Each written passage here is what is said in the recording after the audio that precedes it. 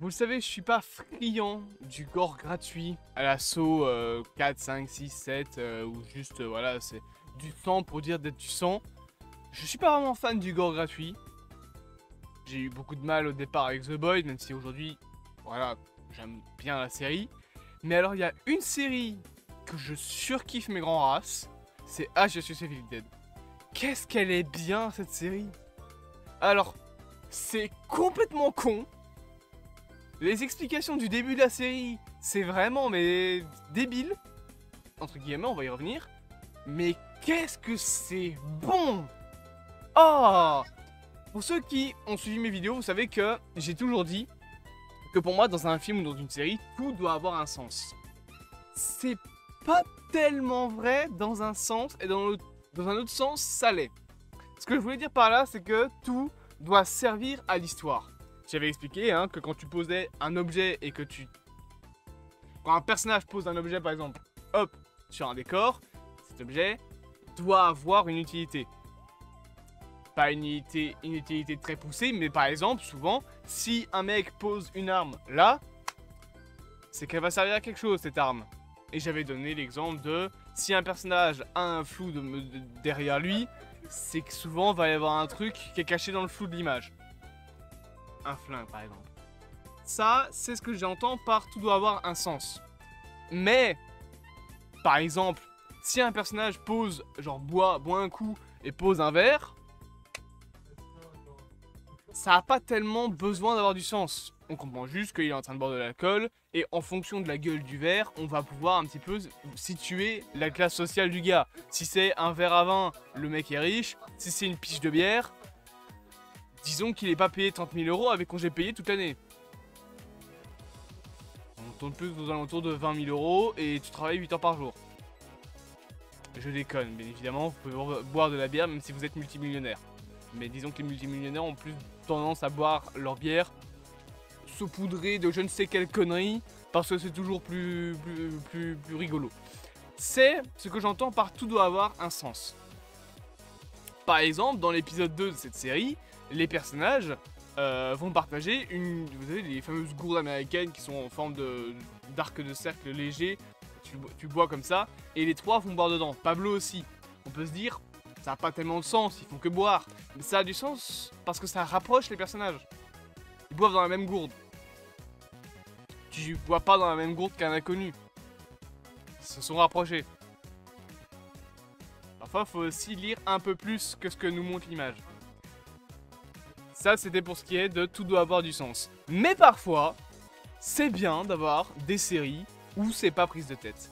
Parfois, on n'est pas obligé de faire une David Fincher où absolument chaque plan peut être étudié pendant 1h30. C'est d'ailleurs pour ça que je fais pas de vidéos analyse de séquences au cinéma. J'en ferai peut-être des lives, mais analyser une séquence entière, ça dépend du réalisateur, mais si c'est un bon réalisateur, ça peut prendre des heures. Un film, c'est comme un tableau. Chaque image, c'est des années d'études. Quand c'est un bon réalisateur. Quand c'est un très bon réalisateur, tu peux même encore avoir des mystères qui ne sont pas résolus. Des théories. Le nombre de théories qu'il y a sur Fight Club de David Fincher, avec tous les petits clins d'œil, avec tous les petits détails dans les plans, mais ça fait des années. Depuis 1999, on se pose ces questions-là. Faut se dire, chaque plan, c'est comme un tableau. Dans un film. Chaque plan est un tableau. T'as certains films, c'est ta petite sœur de 3 ans où tu regardes son tableau, tu fais ah c'est qui ça, c'est le chien? Non c'est papa, ah d'accord. Et t'as d'autres plans, c'est du Sam Raimi, c'est du David Fincher, c'est un Martin Scorsese, c'est un Tarantino. L'équivalent de la Joconde. Je dis ça, mais en vrai je suis pas fan de la Joconde donc ça compte pas. Mais parfois, t'as un entre-deux. C'est pas une série qui va chercher très loin, mais qu'est-ce que c'est drôle! Ash vs Evil Dead, c'est cette catégorie de programme. On va pas commencer à se faire chier à ce que tout ait un lien, tout ait un sens, à ce que chaque détail soit important. Bien évidemment, tu vas avoir des plans qui seront magnifiques. Genre le plan, mais iconique, où tu as Ash qui retire le rideau et tu vois la grosse tronçonneuse avec la musique qui fait...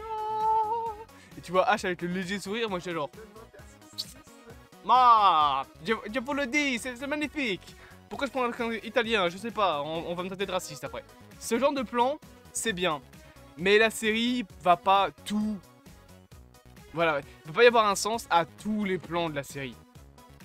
Cependant, la mise en scène... Oh. Ah mais Sam Raimi, je te surkiffe. Hein. Ah vraiment. Je pense que Sam Raimi doit être un de mes réalisateurs préférés. Et j'adore le style de Sam Raimi. Il y a 2-3 trucs qu'on peut dire sur la mise en scène qui font qu'on sait que c'est un Sam Raimi. Premier truc, quand une créature va attaquer, tu as cette vue subjective qui bouge beaucoup, où tu as l'impression que le framerate est un petit peu limité, qui part comme ça dans tous les sens. Déjà ça, il l'a accéléré avec le temps. Si tu regardes les premiers Sam Raimi, les premiers Evil Dead, tu as déjà ce genre de plan, mais c'est beaucoup plus calme. Tout simplement parce qu'il n'y avait pas la technologie pour à l'époque. Mais maintenant, Raimi ayant la technologie, que tu regardes dans Doctor Strange in the Multiverse of Madness ou dans Ash vs Evil Dead, tu as ce genre de plan où tu vois la caméra qui bouge hyper vite, avec un effet de vent, etc. avant que tu aies, bam, une créature qui arrive. Ce genre de vue subjective qui est intéressante. C'est pas une vue subjective comme à la Dent de la Mer où tu as la créature qui arrive tout doucement. Il y a 2-3 plans comme ça, bien évidemment. Après, c'est une comédie d'horreur, donc on va avoir ce genre de plan. Mais la plupart du temps, Raimi aime bien utiliser ces plans en vue subjective très rapides, comment je pourrais dire ça? J'ai utilisé le mot fébrile, mais c'est pas vraiment le mot que je vais utiliser. Je l'ai en anglais, putain. On m'apprendra à parler anglais. Bref, très tremblante. Voilà, j'allais dire shaking, mais c'est tremblant en français. Qui tremble beaucoup, avec la caméra, voilà, qui fait... Vous voyez un petit peu ce que je veux dire? Ça, c'est du Sam Raimi tout craché. Autre truc aussi qui est du Sam Raimi tout craché, les plans.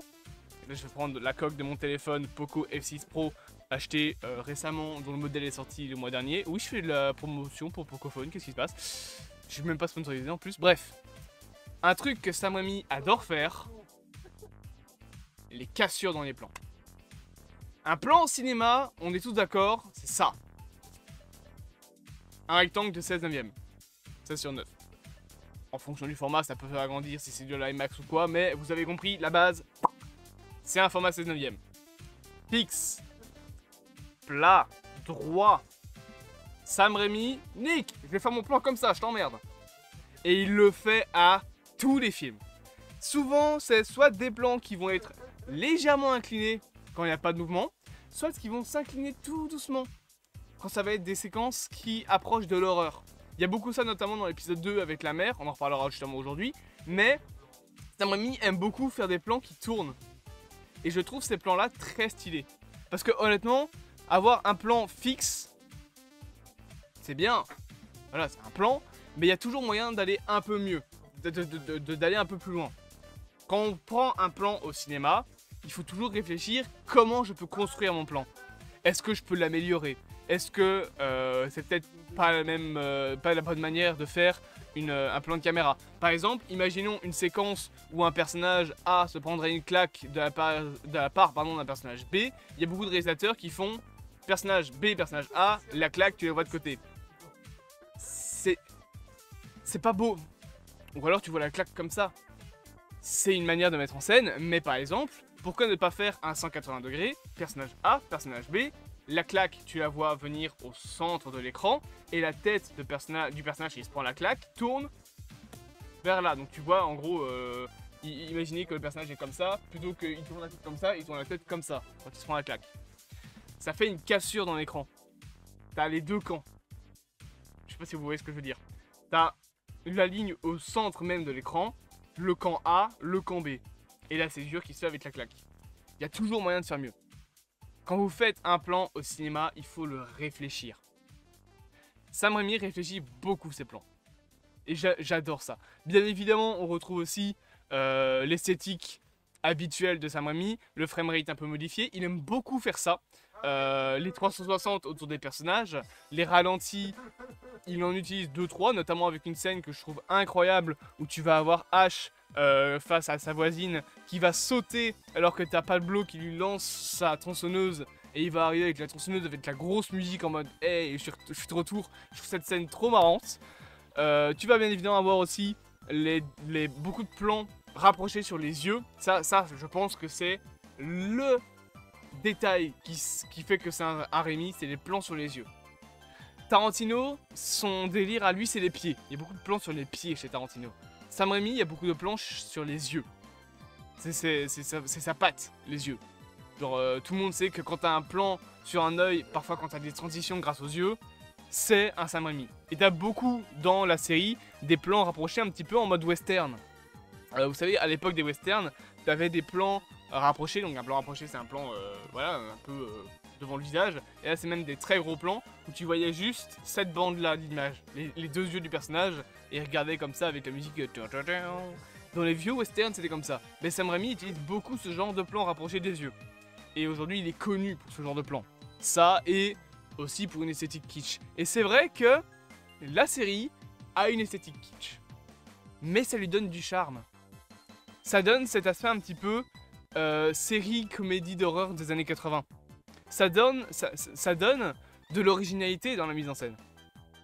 Maintenant, il y a quand même un détail dont j'ai envie de parler. Je parlerai pas spécialement du scénario parce que il est bien sans casser trois pattes à un connard. Je veux dire, c'est quand même le personnage de Ash qui réveille tous les démons de l'enfer en lisant le Chronomicon pendant qu'il se tape une meuf. Bon, hein, le Necronomicon, fallait peut-être le sceller, je sais pas, plutôt que de le foutre dans un coffre-fort. Enfin, même pas dans un coffre-fort, dans un coffre tout court. Là non, il se tape une fille, il lit le Necronomicon, début de la série. Bon, c'est un petit peu con comme scénario, mais allez, ça passe. Par contre, il y a un truc que j'ai envie de dire en négatif, les effets spéciaux. Autant les effets pratiques sont très cool, autant les effets spéciaux, ça va pas du tout. C'est moche. Oh, il y en a aucun qui est bien, vraiment. Et ce sera comme ça dans toute la saison, je pense. C'est dommage. Mais c'est, je pense, un détail parmi une série qui, franchement, est vraiment drôle. Et je vous conseille de la voir si notamment vous aimez The Boys, que vous aimez un petit peu les séries qui, voilà, sont un peu violentes. Ash vs Evil Dead, c'est du violent grotesque. Donc c'est différent de The Boys où c'est de la satire. Là, c'est du violent grotesque, mais qui a un sens. C'est différent de Saw, où c'est juste du violent pour dire de faire du violent, saupoudré d'un scénario un petit peu... Bah pas là en fait, il n'y a pas de scénario chez Saw. Bref, j'espère quand même que cette vidéo vous aura plu, bien évidemment. N'hésitez pas à vous abonner, à partager, à liker et à commenter. Et on se dit à bientôt pour de prochaines aventures.